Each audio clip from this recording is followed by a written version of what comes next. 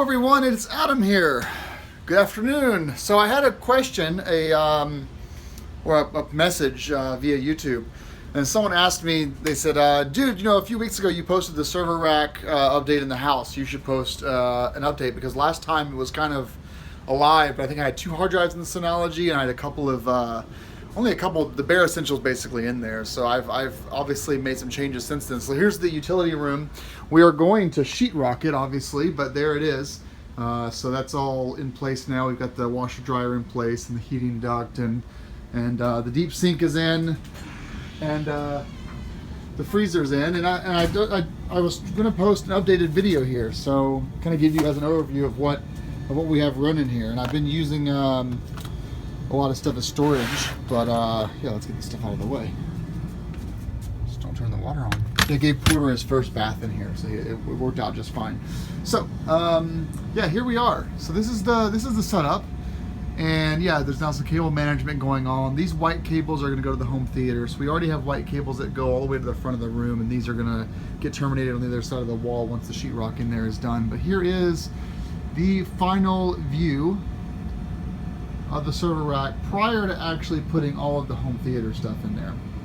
Yeah, last video, none of this was in here either, you know, the hot water heater and all that stuff. So let me give you a quick tour from bottom to top. So we've got our Yamaha receiver. It has 4K pass-through. We're just going to use it for 1080p for Heather's projector. That'll go at the very top up here and beam to the other wall over there, right through like that. And on top of that will be the Xbox One, and somewhere in there will be the Wii U. These shelves are going to be reconfigured once the laser printer is installed. I haven't ordered it yet, but we're going to get a color laser printer that's Ethernet, you know, so it'll support AirPrint and Cloud Print and other wireless technologies, but also have Ethernet, so I can print from my iMac easily. We've got a bit of out of proper rails, so I've kind of just looped this around. This is a Verizon 3G booster, so it connects to my router, and it just gives I think it's a CDMA LTE, no, it's 3G LTE, CDMA 3G signal for T-Mobile. I think those Sprint or Verizon customers can just hop on this, and it just uses the router.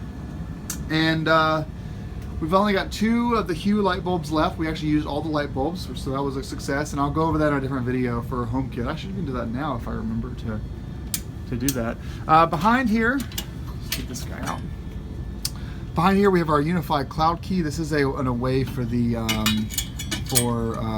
what this does is it basically acts as a Ubiquiti server, and it keeps everything alive and active and reporting, and then I can connect this from anywhere in the world as long as I have my UBNT login. Our Netgear DOCSIS 3.1 modem, so it's ready for the future. We've got our 2 Philips Hue bridges back here, and that's pretty much it for the behind the scenes stuff behind the rack. A lot of people were reporting on Amazon that this rack tends to bow, but as you remember from the first parts of my video, I was installing support, so I installed, you can see it better down here. I've got these supports in the top and bottom. If you look at it from this angle, it's not bowing at all. It's looking pretty good. So above the receiver here, we've got our CyberPower 1500 VA battery backup. It's 34% load right now, which is totally acceptable. If it gets about 50%, I would consider getting a larger one, but totally sufficient for our needs. We've got our Unify security gateway, or our USG Pro 4. This is our router that connects. This is this WAN port goes right into the modem, and then this LAN port goes right into the switch. This does quality of service, it does firewall, it does the VPN, it does monitoring of all the stats, it keeps track of all the, it's the DHCP server as well. So this does a lot of stuff via just one small little cable. Then we've got the Unify PoE 250 watt switch. We've got 4 Unify access points coming off of this, plus as you can see a whole bunch of wired devices throughout the house that are all actively plugged in. And then above that, I switched from 3-foot Cat6 cables to 1-foot Cat6 cables. It looks much nicer now. This is a 24-port Cat6 patch panel, and you can see all the cables that are coming down from here. They're going behind, they're going directly into there.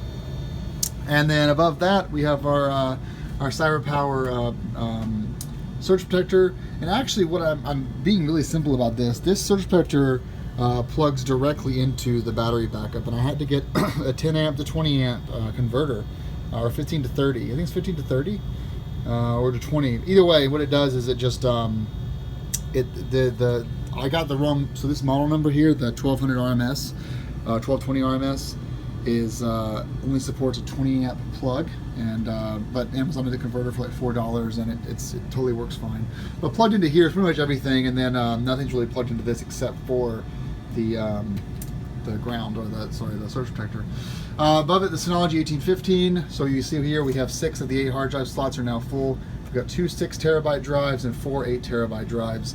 And right now this is blinking as we are replicating and we are expanding the volume to be pretty massive, actually.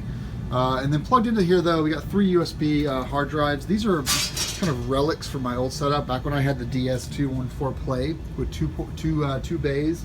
I had the 2 6 terabyte drives that are in here in the 214 Play, and then I had these 3 external drives hooked off, and they were all 3 maxed out. There's a single terabyte plus a 2 terabyte and a 4 terabyte that were all hooked to the 214 Play, and they were completely overloaded. So now what we're doing is, once this array is built out, I'm going to take these 2 hard drives, which are 1 volume, and put this hard drive into the existing array and make 1 hard drive off to the side for my Time Machine backups, because I don't need redundancy when it comes to Time Machine backups. I only access my Time Machine backups once a year when I do a full OS reload on my 3 computers.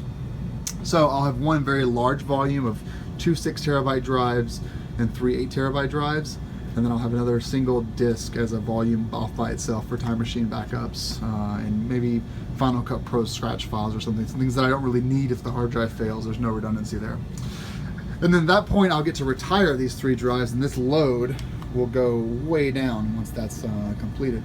So that is the server rack update. As for next steps, the printer, the rest of the media center stuff, getting all these speaker wires terminated directly into the receiver, and getting the projector set up, and the Wii U, and the Logitech Harmony Elite, which has an RF hub. So the RF hub allows me to sit behind this wall on the couch, click the volume up button, and then the RF hub actually communicates via infrared. So it's radio frequency receiving.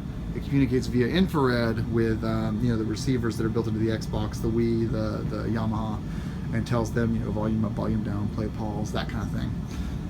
So that's the setup. I thought it'd be good to just kind of give you guys a visual of the semi-final product. Over the next few weeks, probably next 2 months, I'll be adding 2 more hard drives, maybe 4 terabyte drives or 6 terabyte drives, as another array, and that will become a kind of a hub for my very growing Lightroom RAW files. I have enough room on here, but I kind of want to keep these drives allocated for movie and TV shows that I rip from purchased music or purchased formats, and then keep 2 for photos only, and then I'll have plenty of space on this for all the GoPro and YouTube captures that I use. I don't delete any of my files that I capture, so this video will get edited and re-uploaded in a different form, but the original video will stay saved forever. That is pretty much the final version of this for now. There's not really much else planned. There was going to be a Lutron hub, but it turns out that my ceiling fans that were going to use the Lutron were compatible with Lutron switches, so I had to uninstall that and take it off. So thanks for watching. This is the final video of the home server rack update.